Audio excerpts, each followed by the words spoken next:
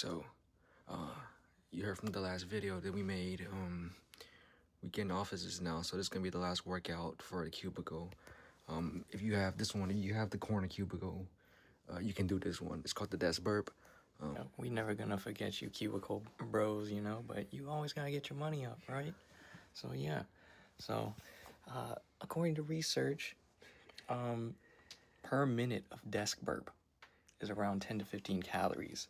So if you do like these soy sauce packets are around 5 calories. You can drink like 2 of these after doing a minute of these desk burps. So like, you see the form, you gotta like straighten your back out.